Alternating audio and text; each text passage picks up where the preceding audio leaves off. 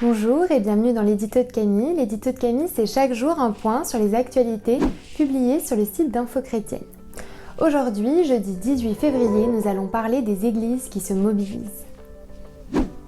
Nous allons d'abord évoquer la vague de froid historique qui touche les États-Unis, avant de nous tourner vers le Pérou qui accueille actuellement des centaines de migrants venus du Brésil. Nous nous intéresserons ensuite à l'histoire de Farah Shaheen, une jeune chrétienne âgée de 12 ans au Pakistan qui a été enlevée et mariée de force.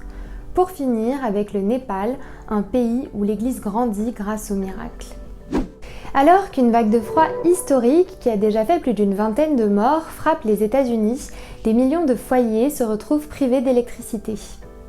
C'est plus de 73% de la nation qui est couverte de neige. Face à cette catastrophe climatique, les églises se mobilisent. C'est notamment le cas de l'église Lakewood à Houston qui a ouvert ses portes et propose à ceux qui en ont besoin de se mettre au chaud et de profiter d'un repas. L'armée du salut est également mobilisée et se tient prête à apporter son aide.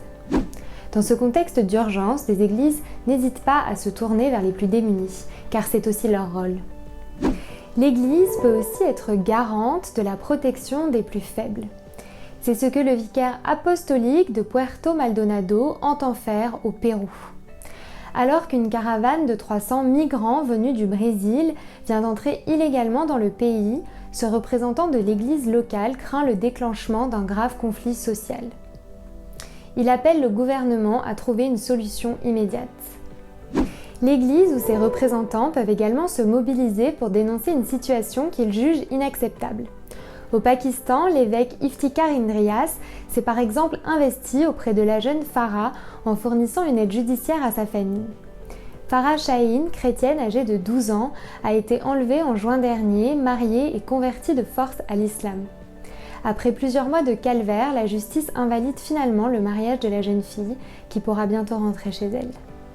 L'évêque, qui remercie les chrétiens d'avoir élevé leur voix contre cette injustice, a affirmé que ce succès sera une référence pour arrêter le phénomène des conversions forcées des jeunes filles dans le pays. Et parfois, c'est dans la prière qu'une église et ses membres peuvent se mobiliser. Au Népal, Suroj, un chrétien âgé de 41 ans, raconte comment sa mère a été miraculeusement guérie d'une grave maladie touchant sa colonne vertébrale. Un miracle survenu après que des chrétiens d'une église locale aient prié pour elle. Suroj rapporte que dans son pays, la croissance des églises est souvent liée au miracle. L'église, c'est d'abord un lieu où l'on se rassemble pour vivre notre foi et la communion fraternelle ensemble. Nous avons pu voir dans le contexte de la crise sanitaire combien ce besoin de se rassembler était important pour les chrétiens. Mais l'Église a aussi un rôle à jouer. Un rôle de protection envers les plus démunis. Son rôle est aussi de dénoncer les situations inacceptables ou contraires à ce que l'Évangile nous enseigne.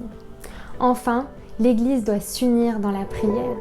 Persévérer dans la prière, nous dit justement la Bible dans Colossiens 4 au verset 2. Ce sera tout pour aujourd'hui. Je vous souhaite une très bonne soirée. Soyez bénis.